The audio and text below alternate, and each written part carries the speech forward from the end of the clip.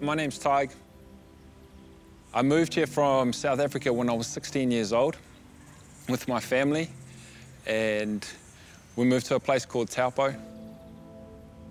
A year later, my dad walked into the lounge with his bags and he said, "Guys, I'm off."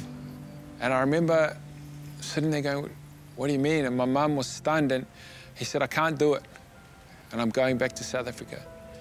And I sat on those stairs for maybe 3 hours expecting him to come back down, but he never did.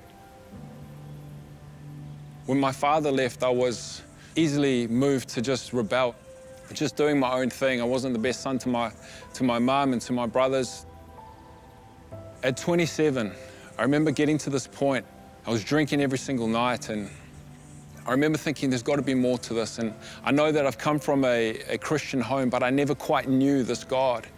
And so I thought that I would give it a go. And I remember there was a conference in 2008, and I thought, you know what, let me go. And I actually went on a Friday afternoon. I was jumping in my car, cigarette in my mouth, drink in my hand, and I shot to this conference. I remember encountering God that night, and it shifted and changed who I am. Within a 2-week period, I was in Bible college, and I was going to go after God with everything I had, with everything inside of me, because that's who I am. When I'm in, I'm in. For 7 years, I gave up everything, and I went after him.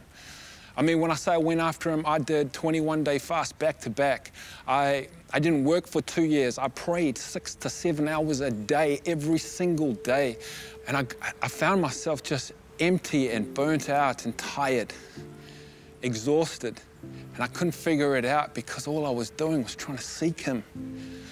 I remember just standing up, getting in my car at 9 o'clock in the morning, driving to the bottle shop, buying a bottle of Jack Daniels, a 2-liter Coke, a bag of ice, and went home.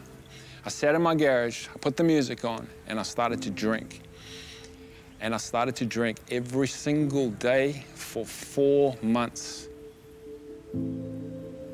About 2 months in, I was sitting in that garage and I was just crying. And I just lost it. And I remember with a drink in my hand, my wife was sitting in the lounge, and I walked through the lounge and I walked up the stairs and just anger towards God. Where are you, God? I walked into that room where I prayed and where I fasted and where I sought after him. And I remember just yelling, and then I tore one of the doors off the walls and I walked down the stairs. I broke it into matchsticks and threw it out on the driveway. My wife is just standing there, just watching.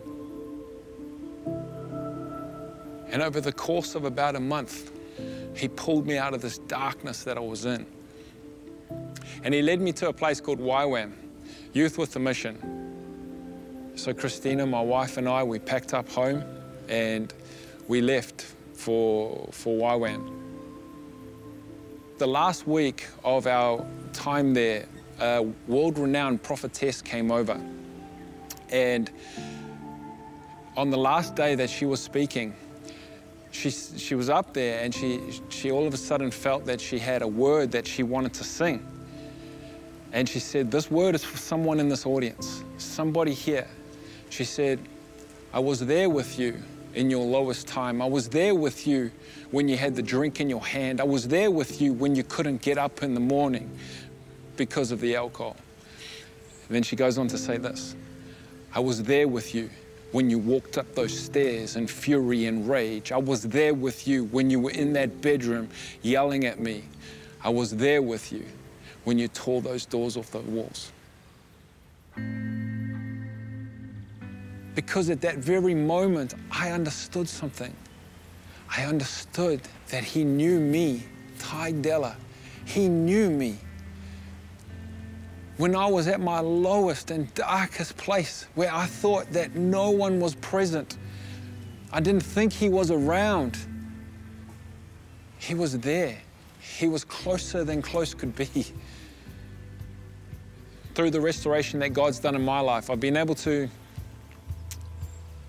actually speak into my father's life. There's a restored relationship with myself and him, with my brothers, even my mum and my dad. We're going to go through hard times, and we all will. But one thing we can hold on to is peace is the love of God, is knowing that He is for you. And that is a promise. He's a father of many sons and daughters. And He loves us all. And He's just waiting. He's just waiting. He's always there.